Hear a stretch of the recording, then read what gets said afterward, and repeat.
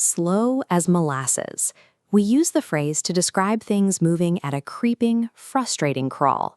But on January 15, 1919, a wave of molasses shattered a metal barrier and ripped through the streets of Boston at 35 miles per hour. The dark brown tsunami crushed buildings, snapped girders, and drowned horses.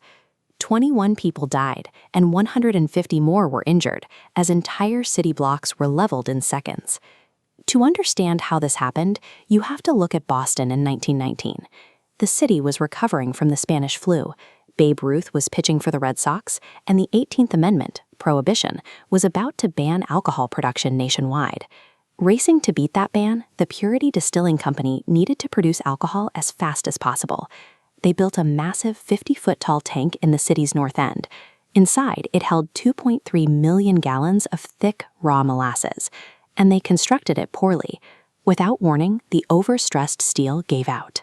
Witnesses heard a deafening roar, like a machine gun, as rivets popped. The structure ripped open, creating a sudden vacuum that actually pulled nearby buildings off their foundations before the wave even hit them. The crushing weight of the 50-foot wall was only the first stage of the catastrophe. As the molasses settled, a secondary terror began. The fluid's physical properties were changing, turning the flood into a trap. The initial wave hit with enough kinetic energy to mangle an elevated train line. Emergency vehicles and rescue workers waded into the wreckage, immediately encountering a thick, unyielding sludge. For nearly a century, the sheer lethality of the syrup puzzled experts.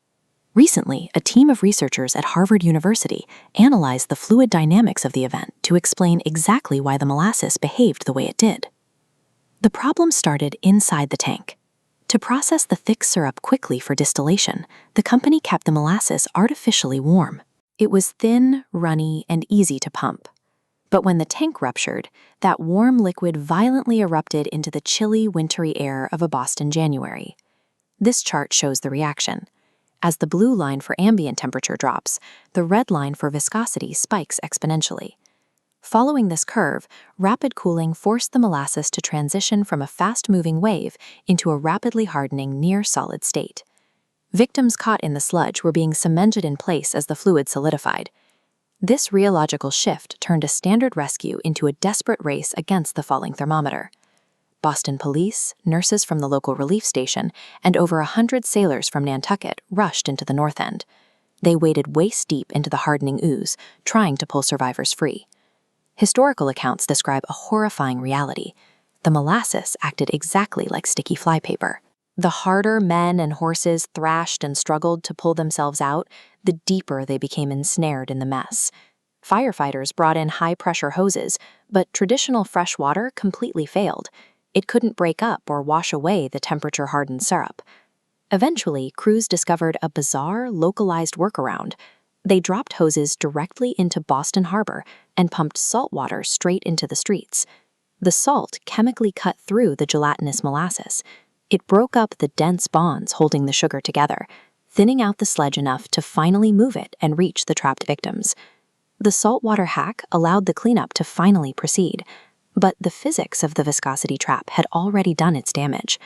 Had the tank collapsed in the warm summer months, the fluid would have remained runny, and many of those trapped could have simply waded to safety. The physical recovery of the north end took weeks.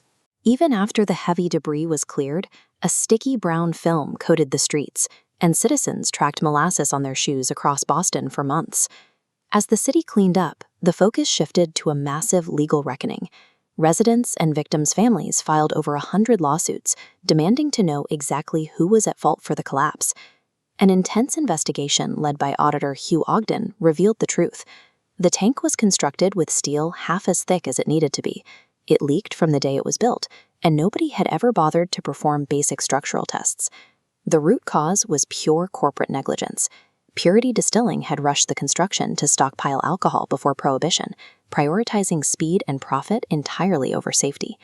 The court found the company fully liable. They were ultimately forced to pay out hundreds of thousands of dollars in damages to the victims and their families. This timeline tracks the immediate fallout of that ruling. Out of the 1919 disaster, we see the first requirements for stamped architectural plans, the creation of modern mandatory building codes, and the establishment of process safety standards, holding corporations legally responsible for their structures. The tragedy in the North End exposed a fatal lack of corporate oversight. These 21 lives were the price paid for the engineering regulations and safety standards that protect modern cities from negligence today.